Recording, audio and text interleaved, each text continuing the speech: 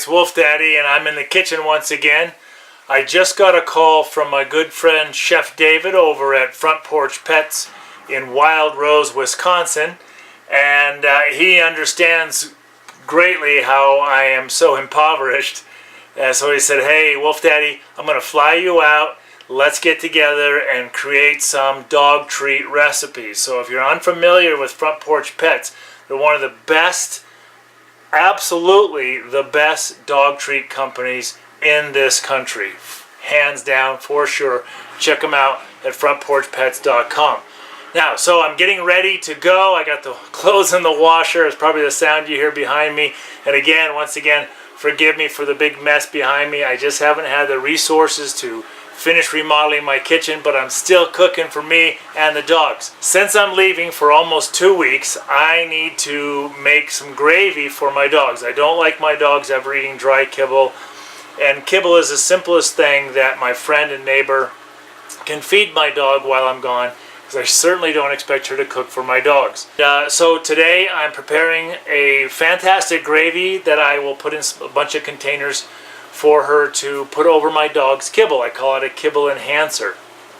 So this is a two-stage gravy process. The first stage is mine, actually, and I want to show you what I'm about to do. So I've got the crock pot out, and I've got me a beautiful chicken, and I've got pork loin that's already pre-seasoned. I've got some potatoes and some carrots. It's all the food I've got in my house. That's pretty much it. So I'm going to put all that in the crock pot today, and that's stage one. It'll also be my dinner tonight and my lunch tomorrow before I fly out on Friday morning. I'm going to take this bird. I'm going to set it right there in the crock pot. I'm going to take this delicious pork loin, just kind of tuck it in beside the birdie. Then I'm going to add my potatoes. This is so simple, and like I said, this is all the food in my house, besides the stage 2 for the dog gravy, which I'll show you after a while. So I'll put those potatoes in there. Don't got to get fancy schmancy, just put them in there. I've got some carrots, so I'm going to be dropping them all over. And there we go. Then next, I've got the spice that came with the pork loin. I put it in the blender with some water, and I'm topping off this crock pot with all that goodness. Get it all. Alrighty. Then I'm going to add my own bit of goodness here. I like to really get this bird spiced up. This is not going to be over spiced by any means. I'm just using a poultry spice that I got at Whole Foods. Also going to add some sea salt. I always use sea salt. That is about it. Put that lid on. Set my temperature. I want to eat this today, so I'm going to have it for, let's see, it's 10 o'clock in the morning. I'm going to put it for 4 hours because I only get to eat once a day because I'm so poor. And so I'd like to be able to eat around 2 or 3 o'clock today.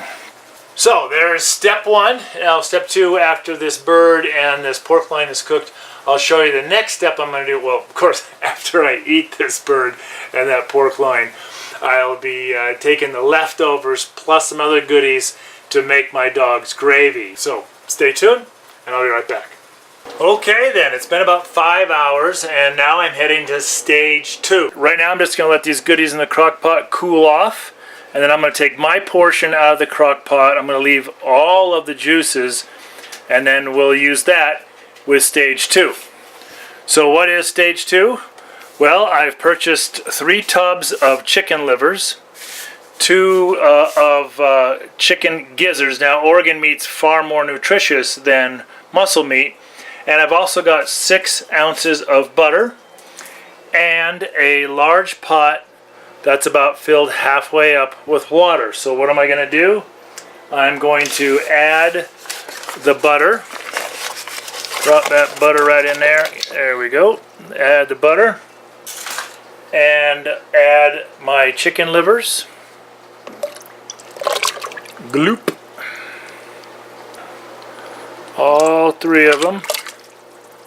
Now it looks like I put a little bit too much water in, so I'm going to take off one of these of water. I'll use it later, so I have room for everything. So put these guys in there.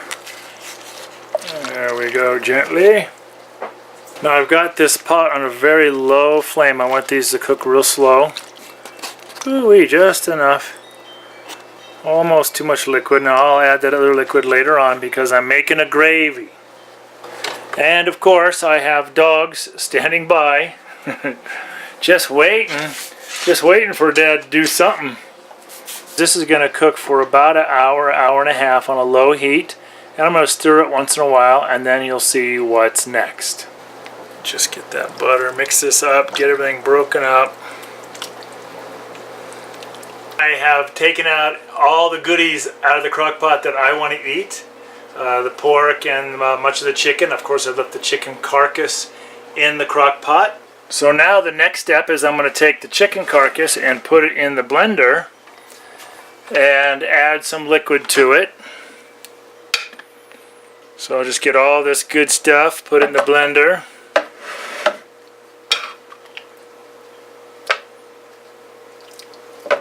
Oh, here comes here comes the crew. I hear the pitter-patter of little feeties. They're like, oh, what's Daddy got? What's he got? Yeah, he's got a lot of good stuff. Gonna pour all this in here. Oh, get it all. Bones and all. It's good bone meal. I'm gonna take the large bones and put it in the compost. They don't grind up too well. Now it's going to be a bit of a process because I'm going to grind up all this in the blender, and then all the chicken gizzards and chicken livers as well. Put the lid on there. Turn this baby on.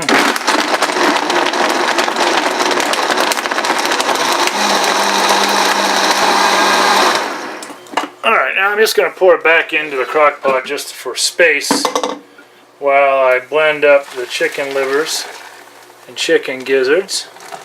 And if you remember, I had a little excess juice from the chicken liver, so I'm going to go ahead and pour that in there now. Then go fishing for some chicken livers. Okay.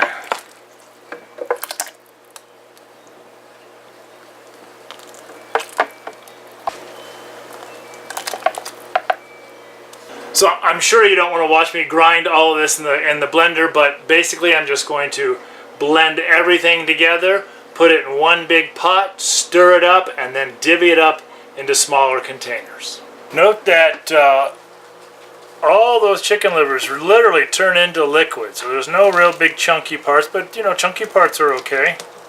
Okay then, now I've got about 12 days, maybe 13 or 14, but I'm going to be gone 12 days.